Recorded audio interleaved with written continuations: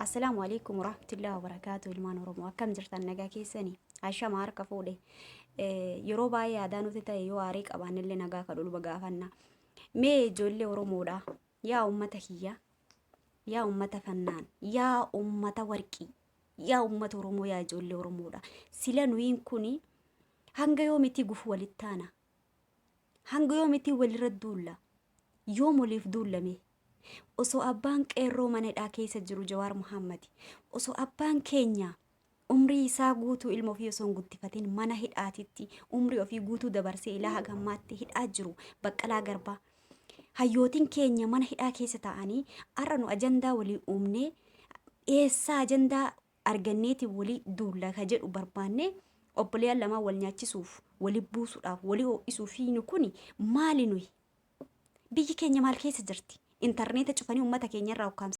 Michi kun ummata keenyarraa intarneeta cufee niitoorkii cufee kallattii bilbilaatiin argachuu hin dandeessu bilbilumaan oo bilbilti biyya. Wanti inni irratti dalagaa jiru hin jiru wanni inni irratti hojjetaa jiru hammana gana jedhamee ni himamu.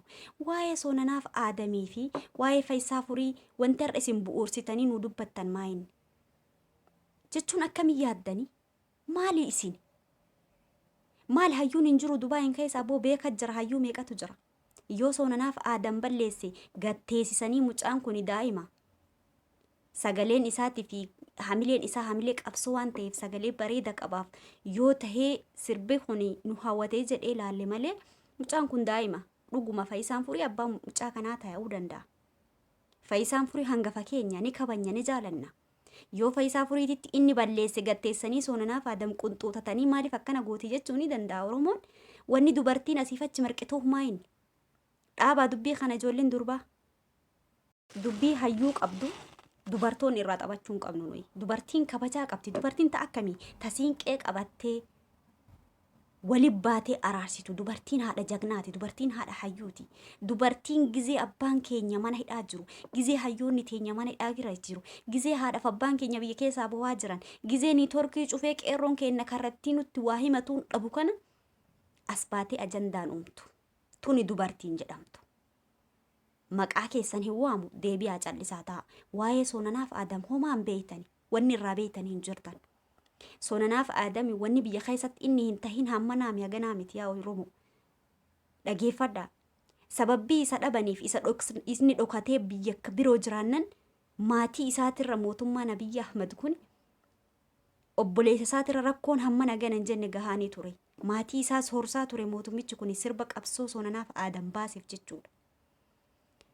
Akka nama soonanaaf aadamii yaa jarana nama waan tokko nu godhee miti. Nama guyyaa takka ani Oromoodhaas bahee nuun jee iyyuu galateeffachuu qabna nuyi. Garuu waan akkasii aadaa nuti ta'uu qaba. Bakka bannee jirra beeytanii bannee jirra aadaa keenyas gatu jirra duudhaa keenyas gatu jirra kabajallee ofirraa buusutti jirra. Faayisaan Furii eenyudha? Soonanaaf aadamoo eenyudha? Kamiif kam waliin buusu jirtan? Ilmaan abbaa tokko wal nyaachisuu deemtan. Yoo soonanaaf aadam dogongoraan waan san dalage yoo makaa dalaguu ta'e Faayisaan Furii abbaa isaati as waamee soonanaaf aadam ilma kiyyamaaf akkana dalayde ati guddisa kiyyamaaf kana dalayda jechuun hin danda'u. Soonanaaf aadamoo dogongoree ammaa booda irra naa dabri jechuun hin danda'u. Hamma Facebook irratti wal baafnee YouTube irra wal baasnee social media irra wal maxxansinu hin taatu dubbiin akkamii yaaddani. Kanaaf soonanaaf aadamis keenya Faayisaan Furiinis keenya soonanaaf aadamii ebalutu kiyaartuu baaseef kiyaaraatillee waan kana biraa guddadhu kiyaar Bashiir wanta kana biraa guddadhu dubartii waa'ee soonanaaf aadam waa jettuun isatu maqaa baasee fi soonanaaf aadamii isatu moggaasee fi maqaan isaa kanaa kajean kanarraa guddadhu ati. Sheer ka gootu kana ijoollee dubraa ka waan akkasii isiin boosotto sheerin godhin ati ilma dhiirati. Akka dhiiraa akka hayyuu tokkotti ilmaan lamaan wal dhabde tana ilmaan abbaa tokkoo ka wal dhabaa jiran kana walii araarsu deemi. Dubartiin maqaa kee kaasteef maqaa kee guddistee fi sheerin godhin gorsa obboleetiiti ani hedduu si deeggaraan hedduu si dinqisiisadha maaliif feesbuuka kanarratti Ahmadoo Bosona Baaleetii fi Boonsaa Margaa wajjin si beekaani. Har'aa miti qabsoon ati eegalte gama onlaayinii kanaan jechuudha har'aa miti. Garuu bakka waan akkanaa kana biratti sin fedhu waan hin taane walirra duuluu hin qabdani isin ilmaan abbaa takkaati. isa kana dubbiin tiyyasumatti fixaani faayisaan furillee keenya soonanaaf adamis keenya faayisaa furiititti yoonii soonanaaf adam balleesse lakki dhaabbadhu jedhee oromoon gatteessisee hayyuu jira Dubaayin keessa waliif fixee dubbii tana geessuu qaba dubbii toofikii adda addaa nu uumina toofikii addaa qabna kadeeni nutti jiru qabna biyya keessa uummanni keenya dararamu jira isarraa haa dubbannu dhaabaa dubbii kana dubartiin ta dubartirraa mallaqa nyaatte sin ga'u soonanaaf akkas kan yaa soonanaaf kiyya nyaadhu dhiira kiyya dhiira nyaataa birrii nyaadhu baga nyaatte anuu yoo si ergenan didiin eegaa ani fayyaa dhabee eega sammuun na qawwastee eega kaayoo fi abjuu kiyya wallaalee ani qarshii sittiin erge nyaadhu eentu dida birrii kiisiit yesenteen fudhannee mi'anatu wayyoo soonanaaf kiyya sirraa maraadha jee sitti erge nyaadhu takkas jettu sun immoo dhaabachumati dubbii eega isin kaayoo ofii hin beeyne waan biyyaa baateef hin beeyne itti birrii ergite haa nyaatu bakka haay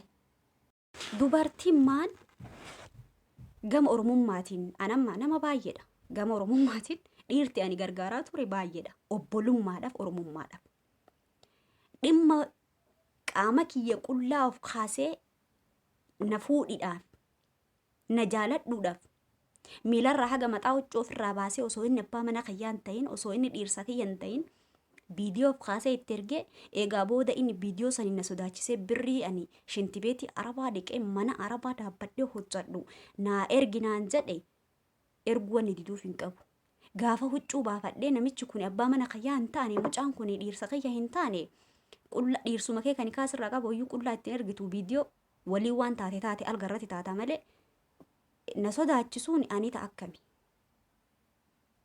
akkami ofii isiisantu maraattudha isiisantu ta waan beeyne inni maal badii qaba nyaadhaa dhiirti akkana dhugaan isin kanaaf waan jechuu barbaadu soonanaaf adam kanaan sodaachisnaa viidiyoo yaani viidiyoo inni viidiyoo qullaa isaa baasuu eddanii jarana waan hin taane waan isinirraa hin bareenne hin dubbatina ijoollee waan kana yuutoob irra maxxansitan immoo baay'ee isin gadde'ani soonanaaf adam hangam takka isa hir'isuu barbaattaniiti mucaan kun osoo homa fedhee balleesse sirbi qabsoo inni gadi dhiise sun dararrii meeqa rakkoo meeqa itti uume beektani isa dhiisee maatii isaa abbaa isaa ka isa dhalche obboleessa isaa ka wajjin dhalate rakkina meeqa keessa galan beektani mootummichi kun hagam zoorsaa ture beektani hin beektani amma immoo qaama dubartii akkas godhee maal eega dubartiin jala qabatte dhiira barinne soonanaaf adamsiini boonaani dubartii akkasii si jala taatu waan barbaadde godhi bageerraa nyaatte waa kiisii seentee shaantaa isii seentee fuute ofii sitti ergite tanuman isiniin jaa waan akkana dhaabbaddaa gatiirra